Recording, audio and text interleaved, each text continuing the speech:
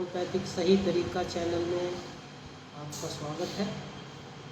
आज मैं आपके लिए होम्योपैथिक दवाइयों की और बीमारी की चुनने की 3 रीतियाँ हैं: सोरा, सिफिलिस और साइकोसिस। 3 तरह से जो है बीमारियां होती हैं।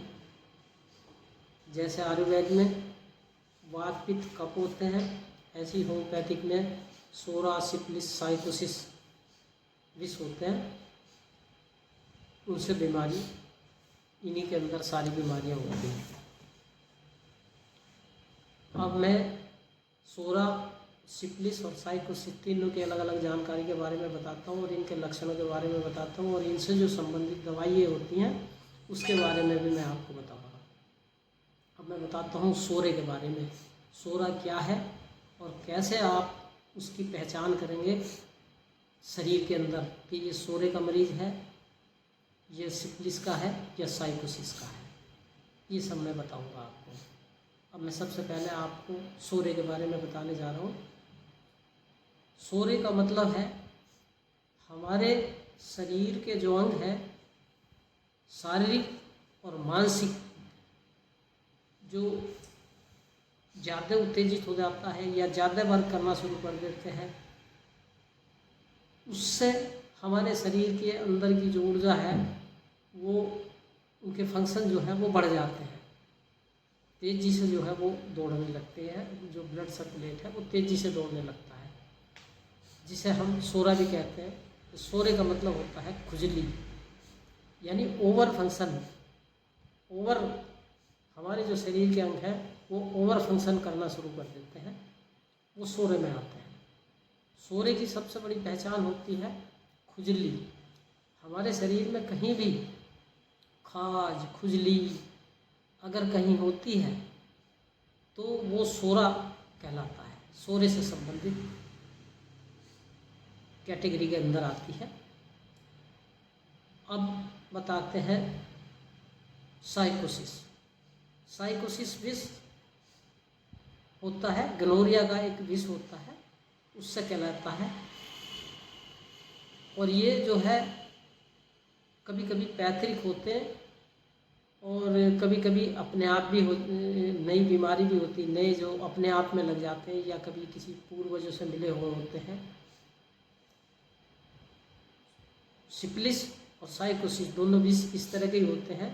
कहीं कहीं ये पूर्वजों से भी मिले होते हैं और कभी जो है ये नए भी हो सकते हैं। लेकिन जब ये होते हैं तो ये बुरी संगत के आधार पर होते हैं, गलत संगति, कुकर्म से इनकी उत्पत्ति होती है। तो साइकोसिस विष का मतलब है गनोरिया विष है। अब गनोरिया का मतलब होता है, इसकी जो बीमारी होती है वो ज़्यादातर दिन को होती है और ये गर्मी की बीमारी कहलाती है।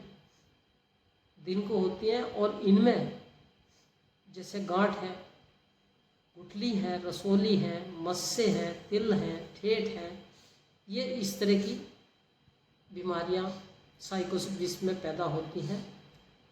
और इसका जो संबंध जुड़ा होता है वो पेशाब संस्थान से होता है, यूरिनरी सिस्टम से जुड़ा होता है। इसमें हमारे शरीर में जब ये साइकोसिस विष होगा तो ये समझ लीजिए कि हमारे जो पेशाब संस्थान है उसमें कहीं ना कहीं कोई ना कोई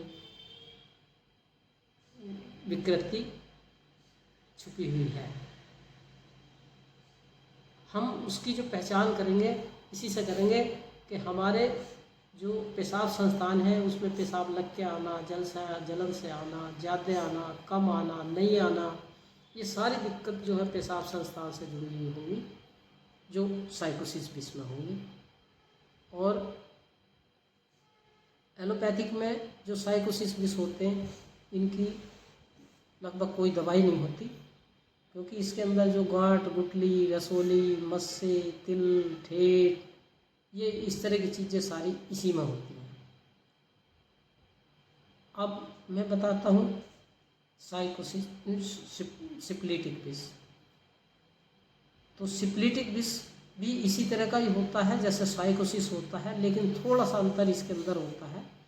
वो ये होता है कि साइकोसिस विष की जो परेशानी है वो दिन के समय होती है, यानी सूरज निकलने से और सूरज छिपने तक बढ़ी हो जाती है।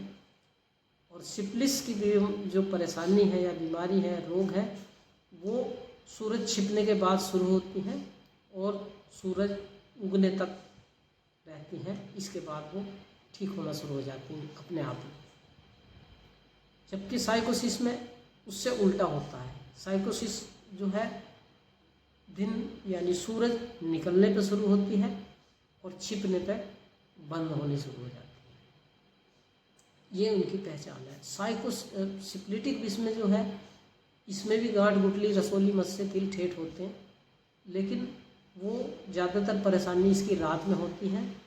और इसकी जो परेशानी होती है, जैसे हलक है, हलक्स है यानी म्यूकस मेम्ब्रेन, डाइजेस्टिव सिस्टम और रेक्टम के लास्ट हिस्से में और गले से हलक तक जो परेशानी होती है, वो सारी सिप्लीटिक विष के अंदर आती है।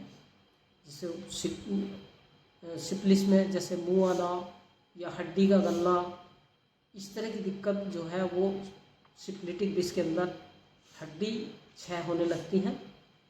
जबकि साइकोसिस विष में जो है, जो नसों से संबंधित परेशानी होती है वो होती है, उसमें दर्द होते हैं, जैसे गठिया का दर्द है, क्योंकि उनका संबंध जो है वो पेशाब संस्थान से जुड़ा हुआ होता है। यूरिक एसिड बढ़ना, फलानी चीज़ बढ़ना, कोई भी चीज़ बढ़ेगी तो वो हमारे किडनी उसको जो है निकालने में असमर्थ होंगे, तभी हमारे ब्लड के अंदर जो है वो चीज़ बढ़ेगी। जबकि सिप्लीटिक में जो है हड्डी से संबंधित होता है, श्लेष्मिक झिल्लियों से संबंधित होता है। वो श्लेष्मिक झिल्लियों के इन्फेक्शन जिसे बोलते हैं इंग्लिश भाषा में, उसको इफेक्ट करती हैं। हालांकि मस्से, गांठ, गुठली उनमें भी होती हैं, लेकिन विशेष रूप